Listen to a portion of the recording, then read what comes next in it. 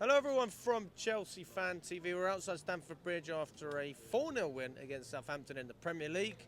Charlie, what did you make of what you saw today? Look, it's nice to win again. First and foremost, it's been quite a while. We've got to be honest. We've got to take it for what it was. We beat what could be the worst team in Premier League history. Let's not get all excited about it. Let's not get carried away with it. But ultimately, we got 4 goals. We kept a clean sheet, which has been pretty rare recently. Enzo Fernandez, I felt, had a good game. We saw a debut from Matisse Amigu. Tyreek George looked decent when he came on. A few different goal scorers than usual, and that's kind of about it, really, mate. There's only so much you can really take from beating a very, very poor side. Were we poor? Or did we play well? I thought we started pretty slow. I felt at times in that first half it was a bit laborious, slow moving the ball. Obviously, when we were playing it right at the back, the crowd were getting a bit frustrated. But once we got that first goal, we sort of went for the gears a little bit. It was never in danger. They had 1 or 2 opportunities. Jorgensen made a couple of good saves. Other than that, mate, we were rarely troubled, and you just did what we needed to do against that level, against that sort of team. It was, I guess, it was similar to a Conference League match in terms of quality of side.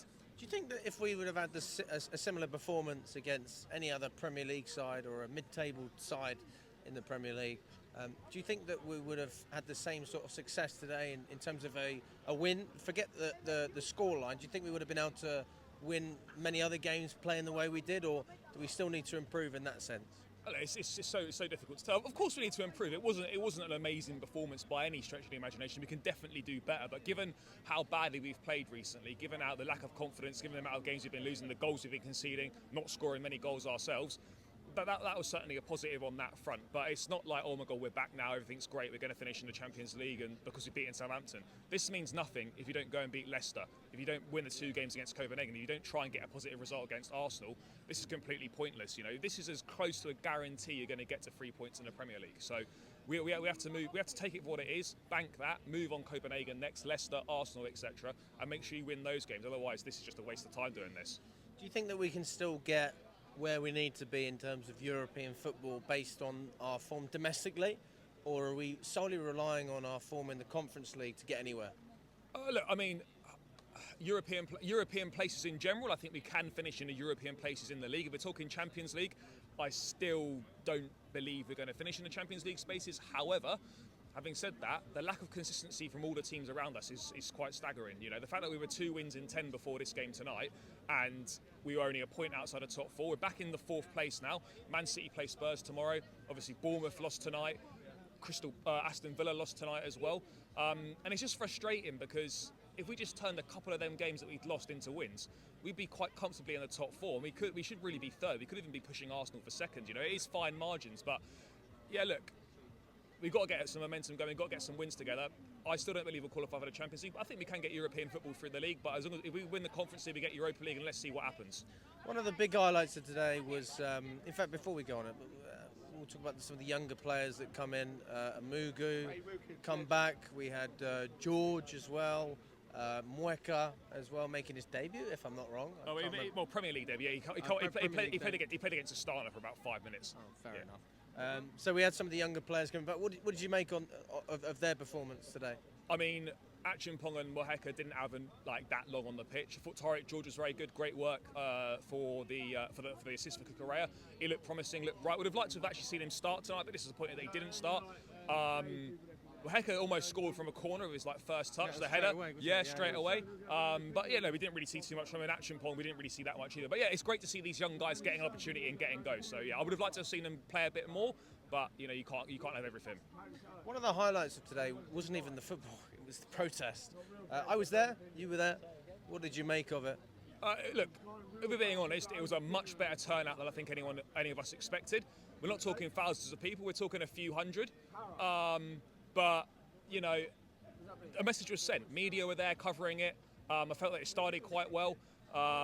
People getting their messages across, banners, etc. It's got media coverage. Let's see what happens. You've got to keep the ball rolling. You've got to keep the momentum going.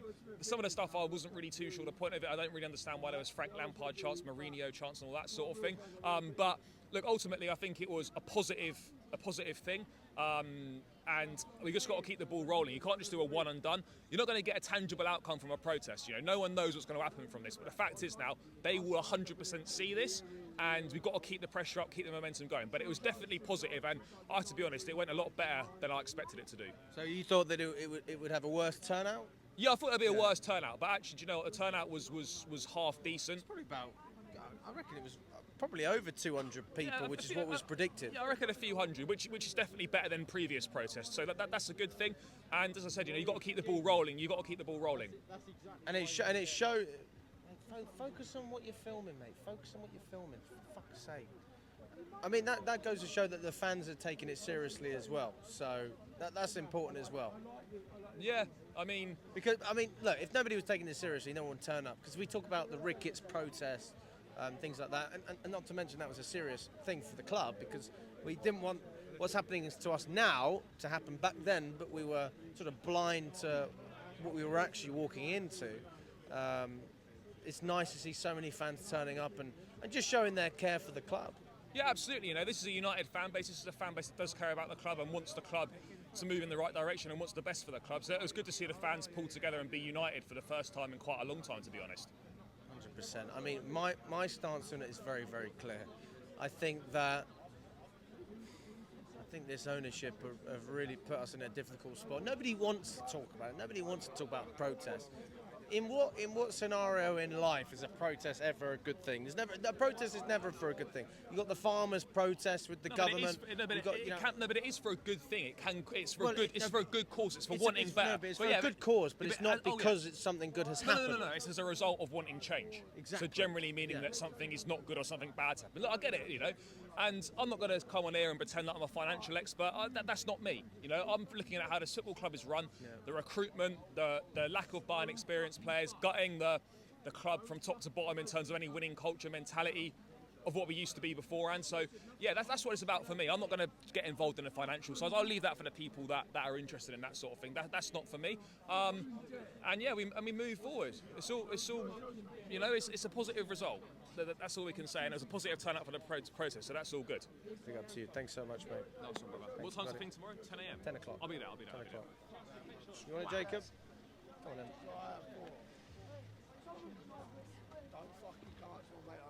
Cam, you're fucking filming. You're fucking filming. Focus on your own fucking job. He comes from Scotland every fucking game. Who the fuck are you starting on? I come here every game. Well, mate, chill out, mate. I'm not trying to start anything.